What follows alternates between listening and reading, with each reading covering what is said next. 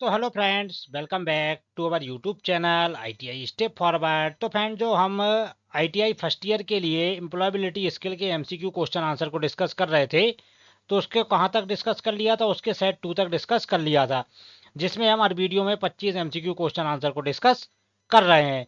तो सेट 2 तक डिस्कस कर लिया था, तो ये हमारा सेट नंबर 3 है।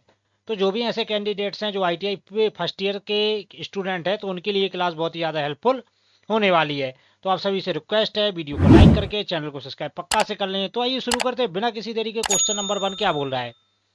नौकरी या काम में होना है। नौकरी या काम में होना है क्या कहलाता है? ऑप्शन ए बोला है रोजगार, ऑप्शन बी बोला है कौशल, ऑप्शन सी बोला है ज्ञान, और ऑप्शन डी बोला है योग्यता। तो फ्रेंड, जो हमारा क्वेश्चन नंबर 1 है, क्वेश्चन नंबर 1 का करेक्ट आंसर क्या हो जाएगा? ऑप्शन नंबर ए, रोजगार। तो नौकरी या काम में होना है रोजगार। तो नौकरी या काम में होना हमारा किसको दर्शाता है? तो हमारे रोजगार को दर्शाता है। आगे बढ़ते हैं नेक्स्ट क्वेश्चन की ओर। क्वेश्चन नंबर 2 हमारा क्या बोल रहा है? जन्म तिथि, स्थायी पता जैसी जानकारी रिज्यूमे में किसी के खाली स्थान का हिस्सा होती है। तो हमारी जन्म तिथि हो गई, स्थायी पता जैसी जानकारी जो हमारे रिज्यूम में रहती हैं, तो किस चीज़ का हिस्सा होती हैं? ऑप्शन ए बोला है करियर के उद्देश्यों, ऑप्शन बी बोला है व्यक्तिगत विवरण, ऑप्शन सी बोला है उपलब्धियों, और ऑप्शन डी बोला है क्वालिफिकेशन। तो फ्रेंड, जो हमारा क्वेश्चन नंबर 52 है, 52 का करेक्ट आंसर हो जाएगा option number B, personal details, व्यक्तिगत विवरण।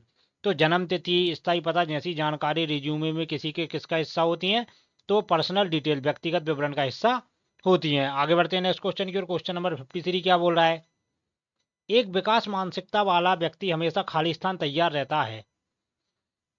जो एक विकास मानसिकता वाला व्यक्ति रहता है, तो वो किसके लिए हमेशा तैयार रहता है? ऑप्शन ए बोला है आराम करने में, ऑप्शन बी बोला है बढ़ो बदलो सीखो, ऑप्शन सी बोला है चुप रहने में, और ऑप्शन डी बोला है बिकम रिच, अमीर बनने में। तो फ्रेंड, एक विकास मानसिकता वाला जो व्यक्ति रहता है, तो वो हमेशा ग्रो चेंज लर्न, बढ़ो बदलो सीखो के लिए हमेशा तैयार रहता है। तो क्वेश्चन 53 का करेक्ट आंसर हो जाएगा ऑप्शन नंबर बी। आगे बढ़ते हैं नेक्स्ट क्वेश्चन की ओर। क्वेश्चन नंबर 54 क्या बोल रहा है? खाली स्थान नौकरियां जो पिछले 5 वर्षों में पुरानी हो गई हैं। तो कौन सी नौकरियां जो पिछले 5 वर्षों में पुरानी हो गई हैं? ऑप्शन ए बोला है एसटीडी बूथ, ऑप्शन बी बोला है ओला, ऑप्शन सी बोला है उबेर, और ऑप्शन डी बोला है स्विगी। तो फ्रेंड्स, हमारा क्वेश्चन नंबर 54 है, 54 का करेक्ट आंसर हो जाएगा ऑप्शन नंबर ए। तो जो हमारी एसटीडी बूथ वाली जॉब्स हैं, जो पिछले 5 वर्षों में पुरानी हो गई हैं। आगे बढ़ते हैं नेक्स्ट क्वेश्चन की ओर। क्वेश्चन नंबर 55 क्या बोल रहा है? इथिक्स मीन्स, नैतिकता का अर्थ है। जो हमारी नैतिकता रहती है, तो नैतिकता का क्या अर्थ है फ्रेंड्स? तो ऑप्शन ए क्या बोला है? तय करें कि मानव आचरण के लिए क्या सही है और क्या गलत। ऑप्शन बी बोला है एक शहर का नाम, ऑप्शन सी बोला है रोजगार के कौशल, और ऑप्शन डी बोला है समाज से संबंधित नहीं है। तो फ्रेंड, जो हमारा क्वेश्चन नंबर 55 है, 55 का करेक्ट आंसर क्या हो जाएगा? ऑप्शन नंबर ए, तय करें कि मानव आचरण के लिए क्या सही है और ये क्या गलत है। ये हमारे नैतिकता, इथिक्स को दर्शाता है। आगे बढ़ते हैं नेक्स्ट क्वेश्चन की ओर। क्वेश्चन नंबर 56 क्या बोल रहा है? बोल रहा है वैल्यूज आर, मान हैं, जो हमारी वैल्यूज हैं, तो वैल्यूज क्या हैं? ऑप्शन ए बोला है फेमिनिस्ट नहीं, ऑप्शन बी क्या बोला है हमारे दृष्टिकोण और कार्रवाई को प्रेरित करता है, ऑप्शन सी बोला है बहुत कीमती, और ऑप्शन डी बोला है सभी का मूल्य समान है। तो फ्रेंड, जो हमारा क्वेश्चन नंबर 56 है, 56 का करेक्ट आंसर क्या हो जाएगा? 56 का करेक्ट आंसर क्या हो जाएगा फ्रेंड? ऑप्शन नंबर ए। जो वैल्यूज हैं, तो वो क्या है? नॉट पंचुअल, फेमिनिस्ट नहीं है। तो 56 का करेक्ट आंसर हो जाएगा ऑप्शन नंबर ए। आगे बढ़ते हैं नेक्स्ट क्वेश्चन की ओर। क्वेश्चन नंबर 57 क्या बोल रहा है फ्रेंड्स? 57 नंबर क्वेश्चन बोल रहा है खाली स्थान संविधान के उद्देश्य और सिद्धांतों के बारे में संक्षिप्त विवरण है। ऑप्शन ए बोला है सिलेबस, पाठ्यक्रम, ऑप्शन बी बोला है मॉड्यूल, मापांक, ऑप्शन सी क्या बोला है द प्रीमेबल, प्रस्तावना, और ऑप्शन डी बोला है यूनिट, इकाई। तो फ्रेंड, जो हमारा क्वेश्चन नंबर 57 है, 57 का करेक्ट आंसर क्या हो जाएगा? 57 का करेक्ट आंसर हो जाएगा ऑप्शन नंबर सी, प्रस्तावना। तो प्रस्तावना संविधान के उद्देश्य और सिद्धांतों के बारे में संक्षिप्त विवरण है। आगे बढ़ते हैं नेक्स्ट क्वेश्चन की ओर। क्वेश्चन नंबर 58 क्या बोल रहा है? अनुचित पद को पहचानिए, identify the improper term. Option A बोला है हरित प्रदूषण, ऑप्शन बी बोला है जल प्रदूषण, ऑप्शन सी बोला है वायु प्रदूषण, और ऑप्शन डी बोला है ध्वनि प्रदूषण। तो फ्रेंड, जो हमारा क्वेश्चन नंबर 58 है, 58 का करेक्ट आंसर क्या हो जाएगा? ऑप्शन नंबर ए। जो हमारा हरित प्रदूषण है, वो हमारा इम्प्रॉपर टर्म है। उसके अलावा जल प्रदूषण, वायु प्रदूषण, ध्वनि प्रदूषण, ये हमारे प्रदूषण के अंग है, लेकिन हरित प्रदूषण हमारा अलग रहता है। आगे बढ़ते हैं नेक्स्ट क्वेश्चन की ओर। क्वेश्चन नंबर 59 क्या बोल रहा है? Neps stand for NAPS। Neps का मतलब है, जो हमारा नेप्स रहता है तो नेप्स का पूरा नाम पूछा है। तो क्वेश्चन नंबर 59 का करेक्ट आंसर हो जाएगा ऑप्शन नंबर ए, national apprenticeship promotion scheme. National apprenticeship promotion scheme, ये हमारे नेप्स का फुल फॉर्म है। तो नेप्स का फुल फॉर्म क्या है? National apprenticeship promotion scheme. तो 59 का करेक्ट आंसर हो जाएगा ऑप्शन नंबर ए। आगे बढ़ते हैं नेक्स्ट क्वेश्चन की। क्वेश्चन नंबर 60 हमारा क्या बोल रहा है friends? fill in the blank is major changes takes place in manufacturing. खाली स्थान मैन्युफैक्चरिंग में प्रमुख परिवर्तन होते हैं। ऑप्शन ए बोला है हरित क्रांति, ऑप्शन डी बोला है उद्योग क्रांति, ऑप्शन सी बोला है जल क्रांति, और ऑप्शन डी बोला है खाद्य क्रांति। तो फ्रेंड जो हमारा क्वेश्चन नंबर 60 है, 60 का करेक्ट आंसर हो जाएगा ऑप्शन नंबर बी। तो उद्योग क्रांति मैन्युफैक्चरिंग में प्रमुख परिवर्तन होते हैं। तो जो हमारे इंडस्ट्रियल रेवोल्यूशन रहती है तो मैन्युफैक्चरिंग में क्या रहता है? बहुत सारे परिवर्तन होते हैं। आगे बढ़ते हैं नेक्स्ट क्वेश्चन की। क्वेश्चन नंबर 61 क्या बोल रहा है? पहली औद्योगिक क्रांति की शुरुआत कब हुई थी? तो जो हमारी पहली औद्योगिक क्रांति थी फ्रेंड्स, वो कब हुई थी? ऑप्शन ए बोला है 18वीं सदी, ऑप्शन डी बोला है 19वीं सदी, ऑप्शन सी बोला है 20वीं सदी, और ऑप्शन डी बोला है 21वीं सदी। तो फ्रेंड्स हमारा क्वेश्चन नंबर 61 है, 61 का करेक्ट आंसर हो जाएगा option number A.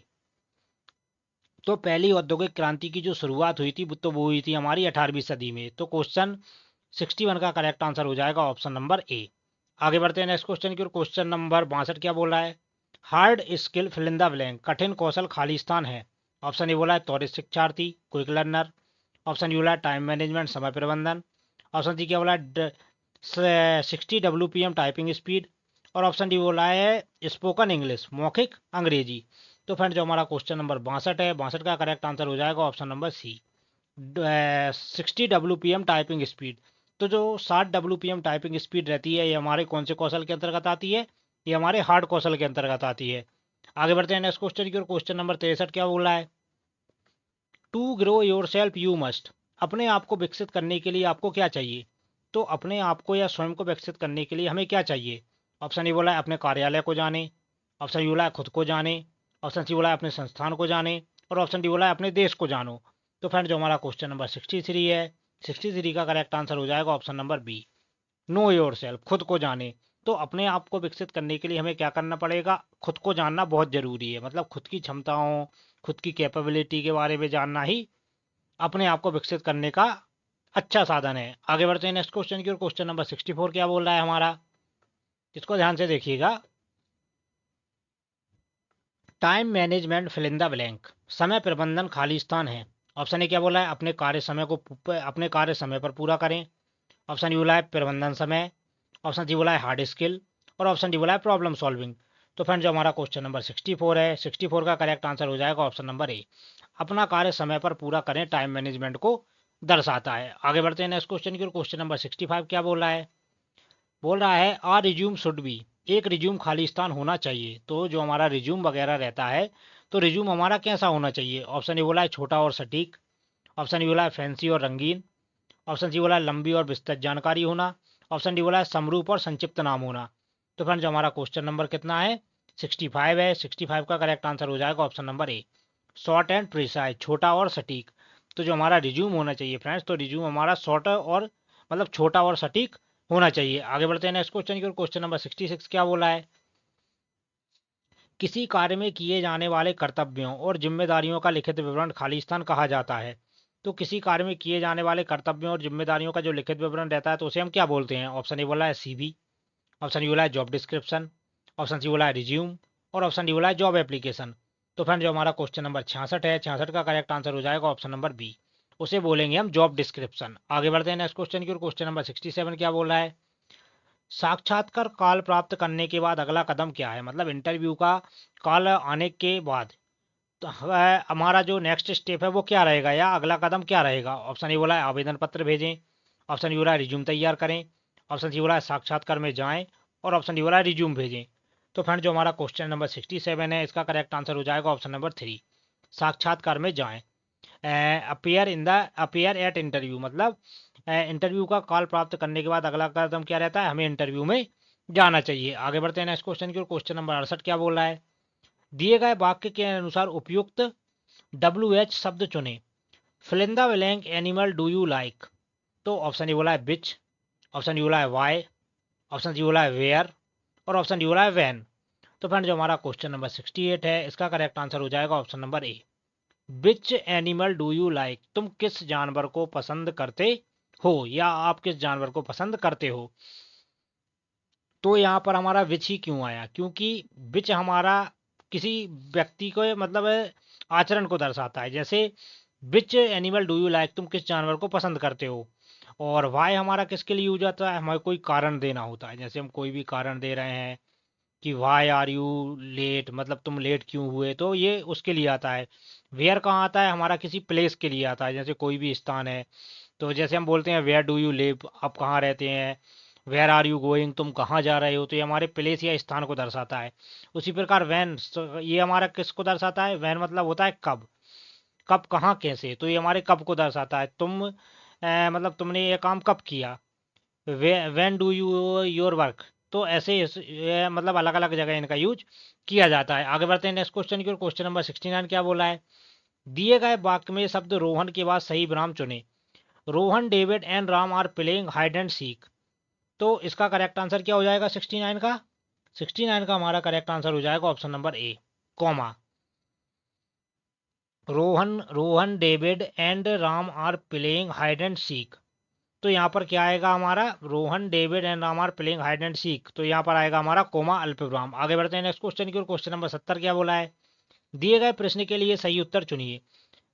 How have you been, आप कैसे हैं। ऑप्शन ए बोला है very well and you, option D बोला है thank you and you, option C बोला है सेम टू यू और ऑप्शन डी बोला है ऑन वेकेशन एंड यू। तो फ्रेंड जो हमारा क्वेश्चन नंबर 70 है, 70 का करेक्ट आंसर हो जाएगा option number A, very well and you. तो क्वेश्चन क्या है, हैव यू बीन, तो आप कैसे हैं, तो आंसर क्या रहेगा, वेरी वेल, बहुत अच्छे, और आप कैसे हैं। आगे बढ़ते हैं नेक्स्ट क्वेश्चन की ओर। क्वेश्चन नंबर 71 क्या बोला है, दिए गए प्रश्न की सही प्रतिक्रिया चुने। When did the accident happen, किस दिन एक्सीडेंट हुआ था। ऑप्शन ए बोला इन द होटल, होटल में। ड्यूरिंग ट्रैवलिंग, यात्रा के दौरान। ऑप्शन सी बोला है एट 10:30 लास्ट नाइट, मतलब रात के 10:30 बजे। और ऑप्शन डी बोला है ऑन द टेबल, टेबल पर। तो फ्रेंड जो हमारा क्वेश्चन नंबर 71 है, 71 का करेक्ट आंसर हो जाएगा option number C, at 10:30 last night, तो रात के 10:30 बजे हुआ था। आगे बढ़ते हैं नेक्स्ट क्वेश्चन की ओर। क्वेश्चन नंबर 72 क्या बोला है, क्रिया का सही काल चुने। I fill in the blank music when I was child. Option A बोला है लर्न, ऑप्शन डी बोला है एम लर्निंग, ऑप्शन सी बोला है विल लर्न और ऑप्शन डी बोला है हैड लर्नड।